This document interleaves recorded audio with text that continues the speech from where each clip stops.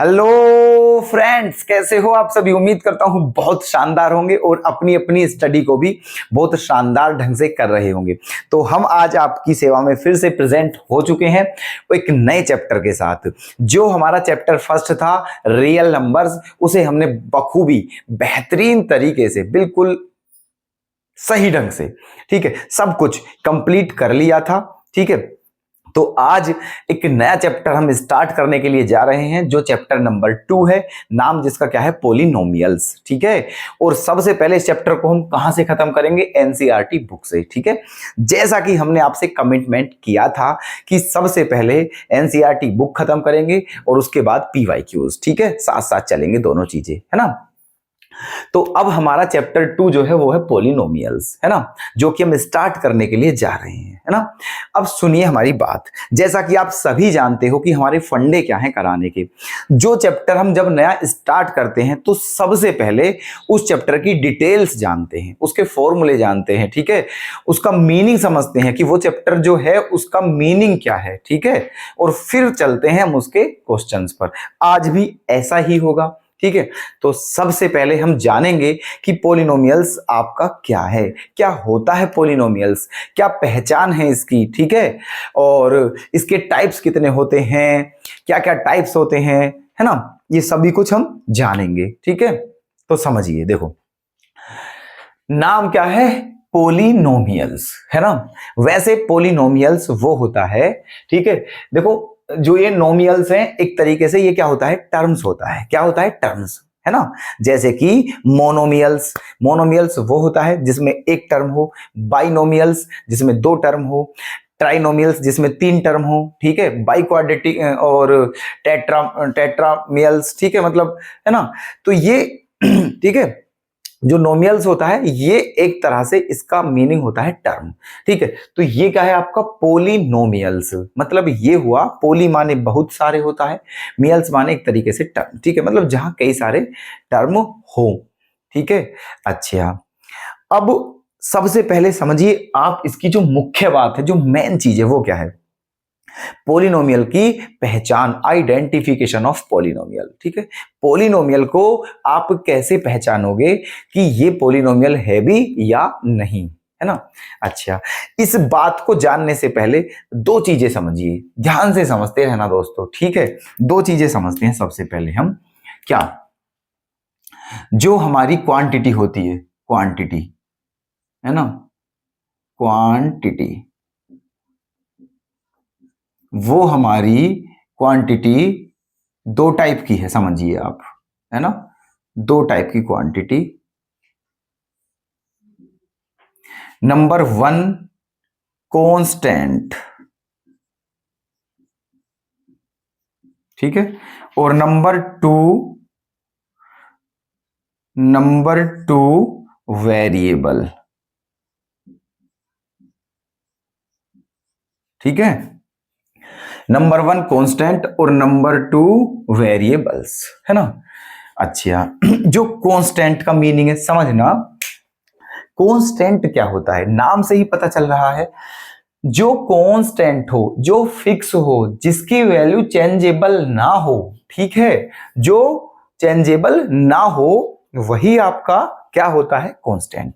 जैसे अगर मैं आपको इनका एग्जाम्पल दूं तो वो क्या हो जाएगा, जैसे जो नंबर है जैसे कि 2, 3, 5 ETC,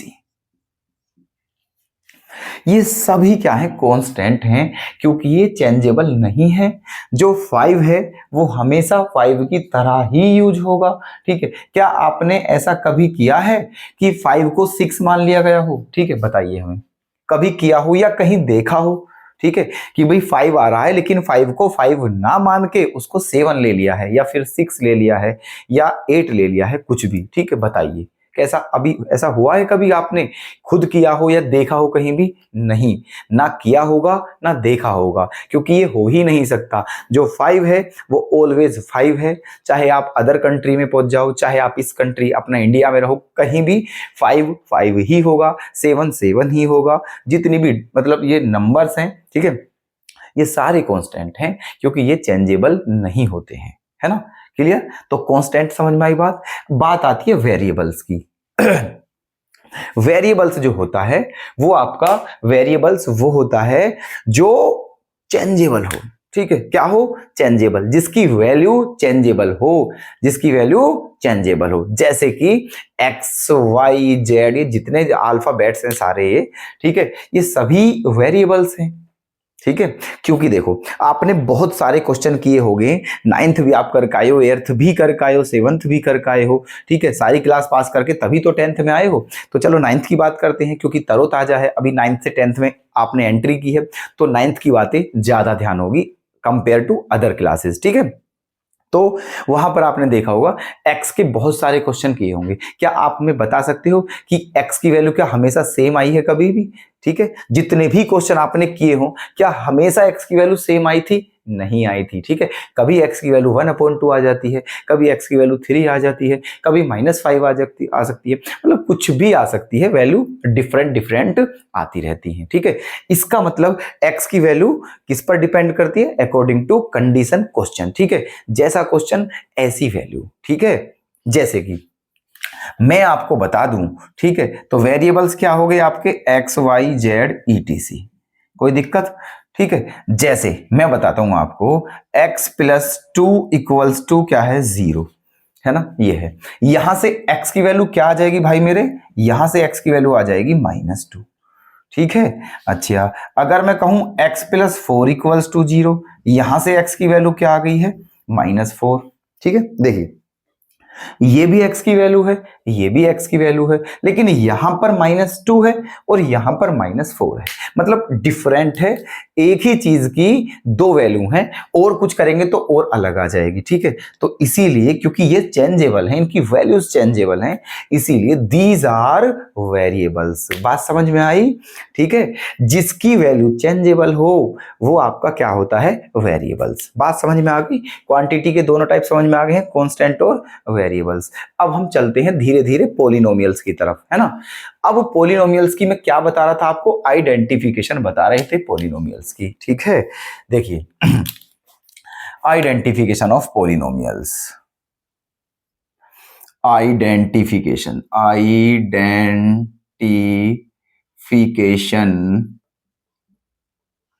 ऑफ पॉलिनोमियल्स। ठीक है, ये पॉलिनोमियल्स की आइडेंटिफिकेशन। ठीक है, देखो जिस पॉलिनोमियल में या जिस इक्वेशन में, ठीक है, जिस इक्वेशन में वेरिएबल्स की पावर्स पॉजिटिव इंटीजर होती हैं, वो आपका पॉलिनोमियल होता है। ठीक है, listen to me once again. क्या मैंने कहा? जिस इक्वेशन की वेरिएबल्स की ऑल पावर्स पॉजिटिव इंटीजर हो, वो इक्वेशन आपकी पॉलिनोमियल हो जाएगी। ठीक है, अब भी अगर नहीं समझे तो देखो एग्जाम्पल समझाएगा आपको। जैसे कि मैंने कहा 2x² + 4x + 6, ठीक है, मैंने कहा 3x³ - 4x² - 7x + 9। ठीक है, ये अब देखिए ये जो इक्वेशन है इसमें वेरिएबल क्या है? x। क्या है वेरिएबल? x। x की पावर कितनी है? 2। x की पावर कितनी है? 2, और यहां x की पावर कितनी है? 1। ठीक है, क्या 2 और 1 पॉजिटिव इंटीजर नहीं है? बताइए, क्या 2 और 1 पॉजिटिव इंटीजर हैं? बिल्कुल हैं, इसीलिए ये इक्वेशन आपकी क्या है? पॉलिनोमियल है। ठीक है, क्या है ये? पॉलिनोमियल। यहां पर चेक करते हैं, है ना, यहां पर चेक करते हैं। देखिए यहां x की पावर कितनी है? 3, यहां x की पावर कितनी है? 2, और यहां x की पावर कितनी है? 1। ठीक है, क्या 3 to 1 पॉजिटिव इंटीजर नहीं है? बिल्कुल है। अगर ये पॉजिटिव इंटीजर है तो फिर ये भी पॉलिनोमियल है। बात समझ में आई या नहीं आई? ठीक है, ये फंडा है, बस छोटा सा फंडा है, समझे आप।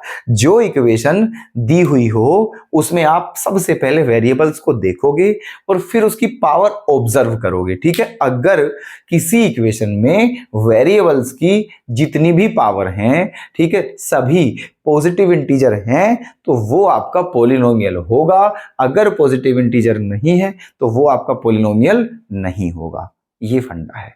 बात समझ में आई? अब देखो, मैं दो एग्जांपल मैंने दे दिए हैं आपको जो पॉलिनोमियल हैं। अब एक एग्जांपल ऐसा लेते हैं जो पॉलिनोमियल नहीं होगा, जैसे 9x क्यूब प्लस 10x की पावर -2 प्लस 7x -6, ये ठीक है। अब देखना, यहां x की पावर कितनी है 3, यहां x की पावर कितनी है -2, यहां x की पावर कितनी है 1, ठीक है।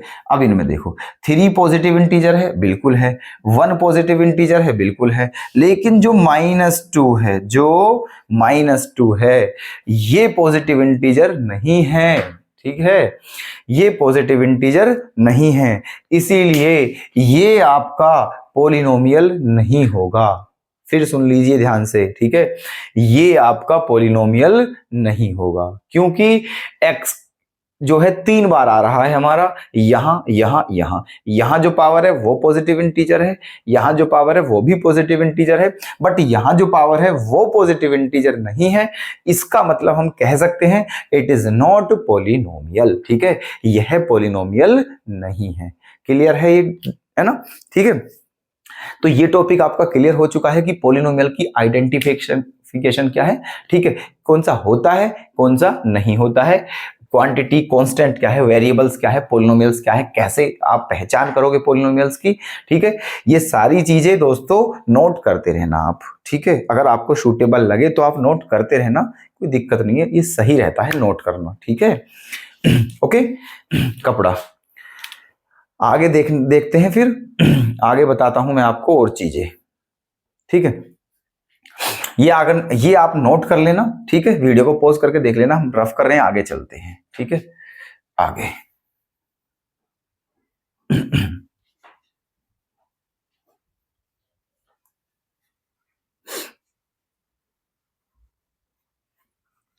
अब जानते हैं पॉलिनोमियल की डिग्री, ठीक है, क्या जानते हैं, पॉलिनोमियल की डिग्री जानते हैं, सही है, degree, degree of polynomial, degree of polynomials,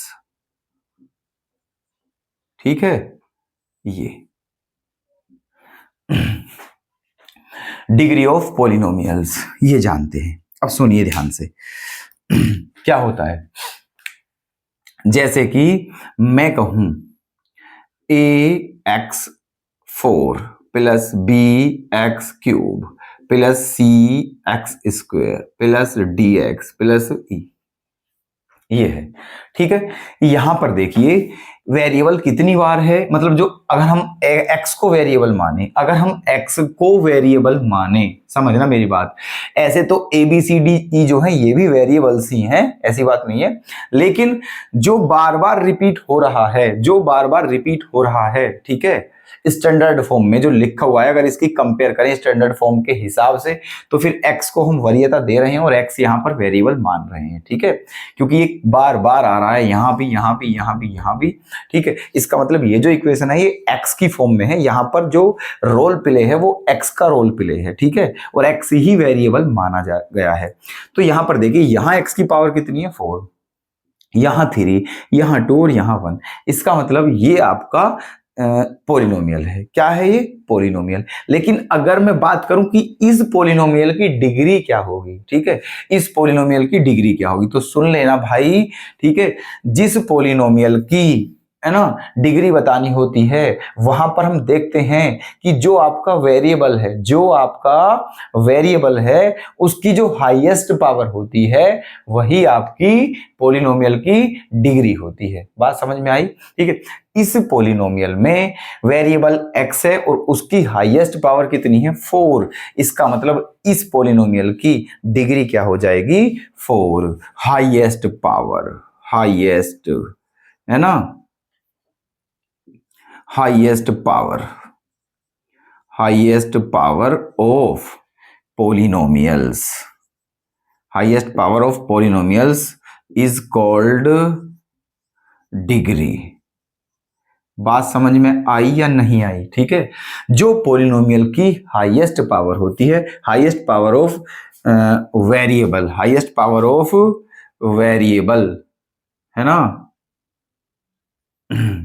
variable की जो हाईएस्ट पावर होती है, हाईएस्ट पावर ऑफ वेरिएबल,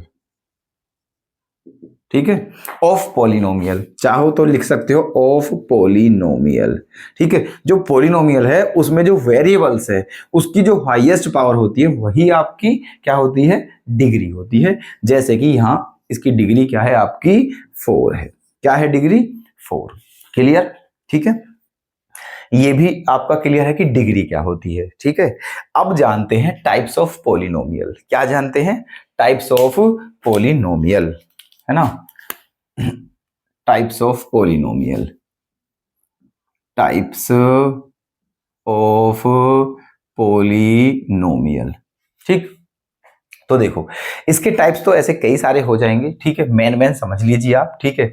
जैसे कि अगर मैं बात करूं, एक होता है लीनियर पॉलिनोमियल, क्या होता है, linear, number first linear polynomial, linear polynomial, कौन सा होता है लीनियर पॉलिनोमियल, ठीक है, जिसमें वेरिएबल की हाईएस्ट पावर क्या हो 1, ठीक है, वो लीनियर पॉलिनोमियल होगा आपका। जैसे कि मैं कहूं 2x + 5, ये आपका लीनियर पॉलिनोमियल है क्योंकि यहां जो वेरिएबल है उसकी हाईएस्ट पावर क्या है 1, समझ गए।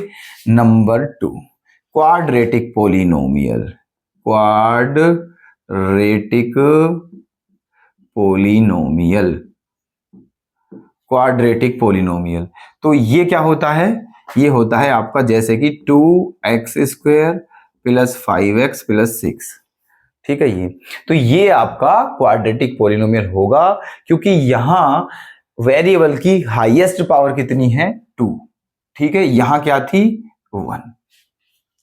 अगर हाईएस्ट पावर 1 है तो वो लीनियर पॉलिनोमियल, अगर हाईएस्ट पावर 2 है तो वो क्वाड्रेटिक पॉलिनोमियल, ठीक है। और अगर हाईएस्ट पावर 3 है,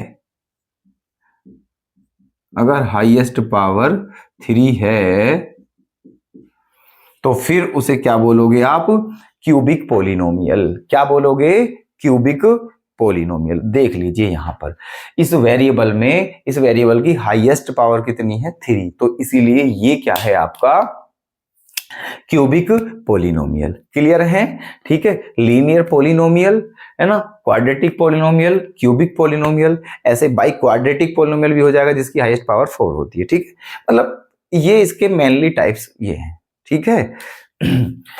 अच्छा जी, ये सभी क्लियर हो तो हम आगे चलें, ठीक है। अगर यहां तक आपको कोई डाउट ना हो, सब कुछ क्लियर हो, तो फिर हम आगे चलते हैं, ठीक है। चलिए आगे चलते हैं, नोट करते रहें ये डिटेल्स, इनके ऊपर ही क्वेश्चन बनते हैं।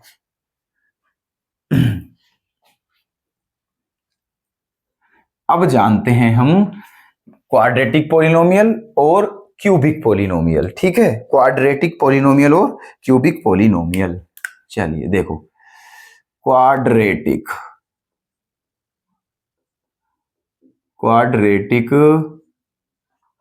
पॉलिनोमियल, है ना, क्वाड्रेटिक पॉलिनोमियल। देखिए क्वाड्रेटिक पॉलिनोमियल की अगर बात करें, उसकी स्टैंडर्ड फॉर्म की बात करें, कौन सी form, standard form,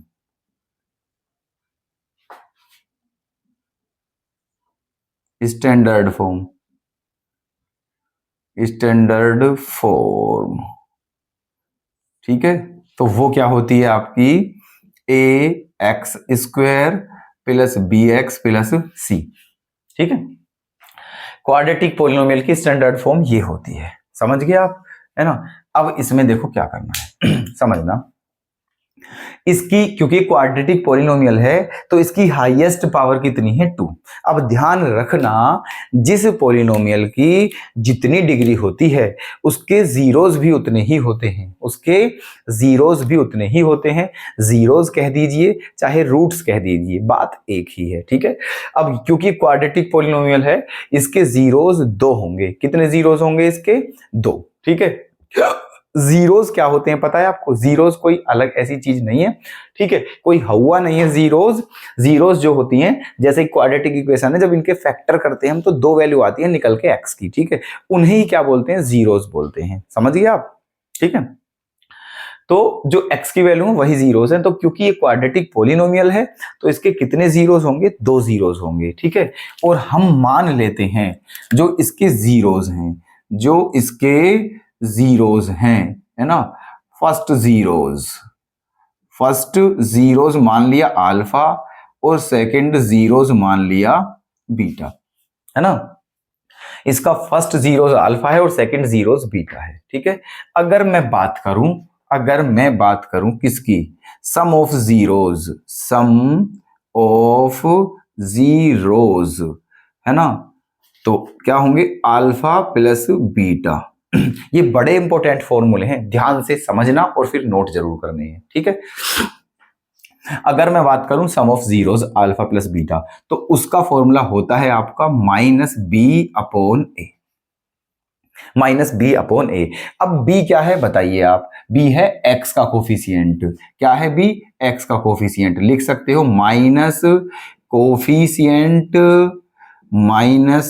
coefficient of x upon coefficient of x square. बात एक ही है, ठीक है ना। -x का कोफिशिएंट अपॉन एक्स स्क्वायर का कोफिशिएंट, ये किसका होता है? सम का फॉर्मूला। बात करें प्रोडक्ट ऑफ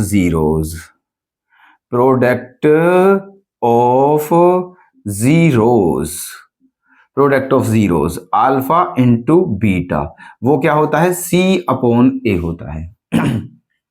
क्या होता है? C/A। अब C क्या है आपका? कांस्टेंट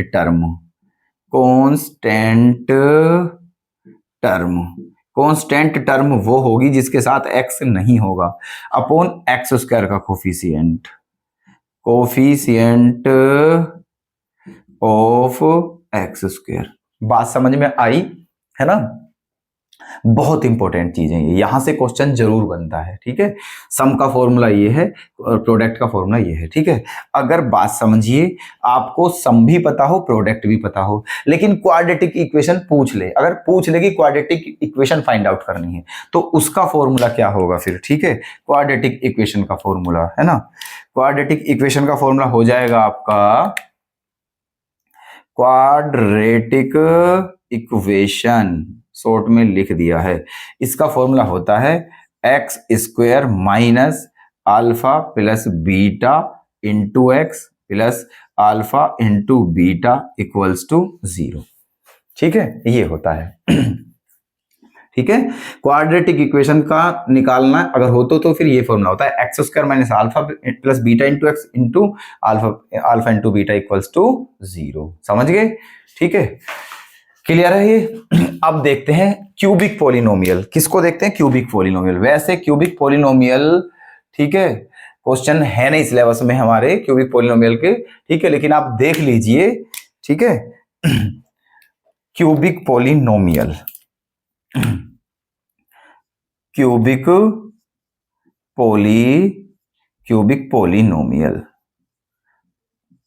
पॉलिनोमियल्स, ठीक है। चलिए, क्यूबिक पॉलिनोमियल्स। अब क्यूबिक पॉलिनोमियल की सबसे पहले आप जानोगे, ठीक है, क्यूबिक पॉलिनोमियल की सबसे पहले क्या जानोगे? स्टैंडर्ड फॉर्म,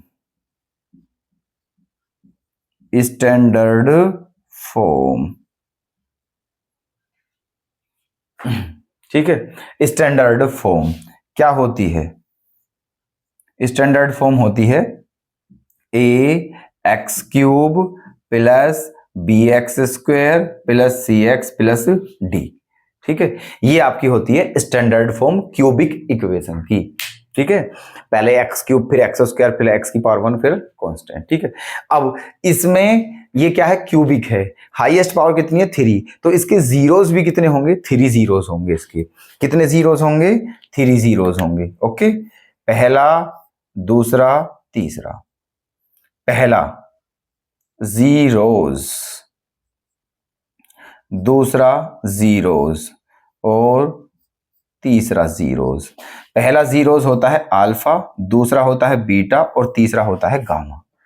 ठीक है, ये 3 जीरोज होते हैं इसके, अल्फा बीटा गामा। इसको आप गामा बोलते हो। ये कुछ वाई की तरह होता है, कुछ इस तरीके से। ठीक है, ऐसे करके, है ना। अच्छा जी, अब इनके फॉर्मूले देख लीजिए आप। सम की बात करें अगर, सम तो वो क्या होता है आपका, alpha plus beta plus gamma equals to minus b upon a. यही फॉर्मूला होता है। ये सम है अगर रूट सिंगल सिंगल हैं तो ऐसे। ठीक है, माइनस बी। अब यहां लिखने की जरूरत नहीं है, बी जो है वो एक्स स्क्वायर का कोफिशिएंट है और ए जो है वो किसका कोफिशिएंट है, एक्स क्यूब का। दूसरा फॉर्मूला है ना, दूसरा फॉर्मूला प्रोडक्ट का sum, alpha beta plus beta gamma plus gamma alpha. इस बार किसका सम है ये, दो जीरोस के प्रोडक्ट का सम। ठीक है, दो जीरोस के प्रोडक्ट का सम। तो ये क्या होगा, माइनस बी अपॉन ए। ठीक है, फिर होगा सी अपॉन ए। क्या होगा, c upon a. Third formula alpha beta gamma, ये होता है माइनस डी अपॉन ए। क्या होता है, माइनस डी अपॉन ए। सबसे पहले माइनस बी अपॉन ए, फिर सी अपॉन ए और फिर माइनस डी अपॉन ए। कहने का मतलब माइनस प्लस माइनस। ठीक है, क्लियर है सारा यहां तक। ठीक है, अच्छा अब अगर क्यूबिक इक्वेशन निकालनी हो, अब अगर क्यूबिक इक्वेशन निकालनी हो, क्यूबिक इक्वेशन,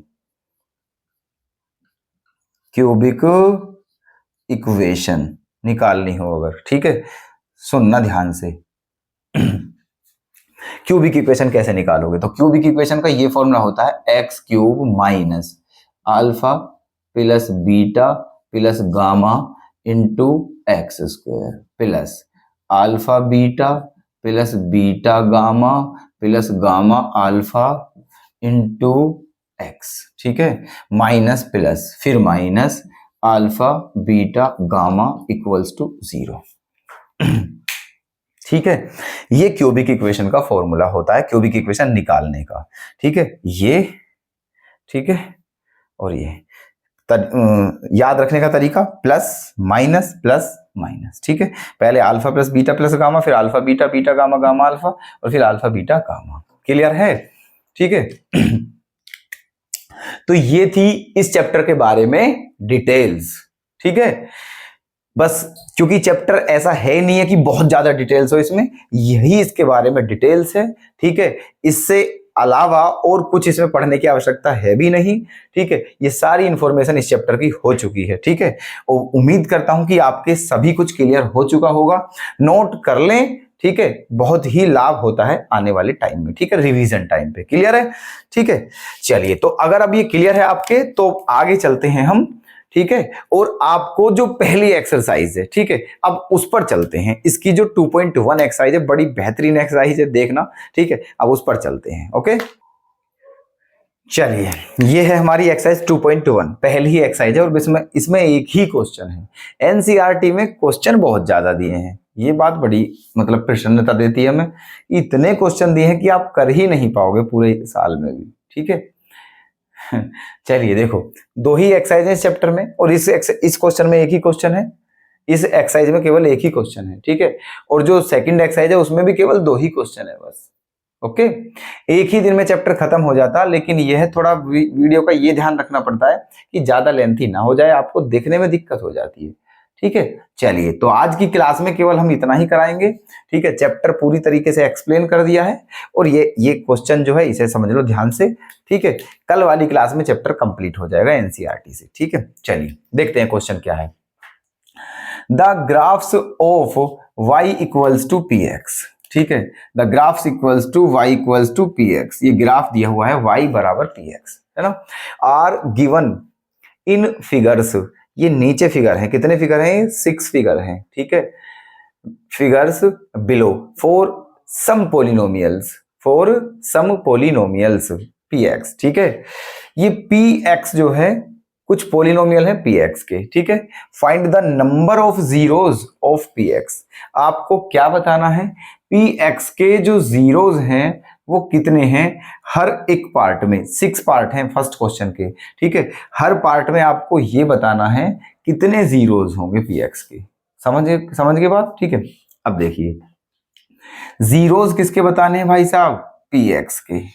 पी एक्स के जीरोस बताने हैं, तो आप समझना, ये जो आपको देखो, ये एक्स एक्सिस होता है, ये वाई एक्सिस होता है, तो इन दोनों को छोड़ के जो भी अलग आपको दिख रहा है, ठीक है, उस पर ध्यान देना है। देखो, इसको छोड़, ये लाइन है, ये लाइन किसको इंटरसेक्ट कर रही है? वाई को। क्या एक्स को इंटरसेक्ट कर रही है? नहीं कर रही है, ठीक है, क्योंकि जीरोस किसके पूछे हैं? पी एक्स के। तो पी एक्स के जीरोस वही होंगे जो एक्स को इंटरसेक्ट करेंगे, लेकिन ये लाइन एक्स को कहीं भी इंटरसेक्ट नहीं कर रही है, तो इसका मतलब ये हुआ कि इस वाले ग्राफ में, ठीक है, पी एक्स का एक भी जीरोस नहीं होगा, ठीक है, एक भी जीरोस नहीं होगा इसका, है ना। तो इसका आंसर क्या आएगा? जीरो, है ना। नंबर ऑफ जीरोस कितने आएंगे? जीरो, मतलब एक भी जीरोस नहीं है। क्लियर है बात? ठीक है, यहां पर आ जाइए। ये क्या है आपका? कर्व, ये ऐसे करके ये कर्व है। अब यहां देखिए एक्स को कितनी बार काट रहा है? केवल एक पॉइंट पर, ठीक है। ये कर्व एक्स एक्सिस को केवल वन पॉइंट पर इंटरसेक्ट करता है, तो इसका मतलब इस ग्राफ में पी एक्स का कितने जीरोस होंगे? वन जीरोस होगा केवल, ठीक है। कितने जीरोस होंगे इसके? वन जीरोस होगा, केवल एक जीरोस होगा। बात समझ में आ रही है? क्योंकि एक ही बार इंटरसेक्ट कर रहा है। यहां पर आ जाइए, इस देखिए, इस कर्व को, ये कर्व एक्स एक्सिस को कितनी बार इंटरसेक्ट करता है? ठीक है, देखो, 1 2 3, 3 पॉइंट्स पर इंटरसेक्ट करता है, तो यहां पर नंबर ऑफ जीरोस कितने हो जाएंगे? 3। क्लियर भी है ना आपके? ठीक है, नेक्स्ट पार्ट आप खुद ही बता दोगे।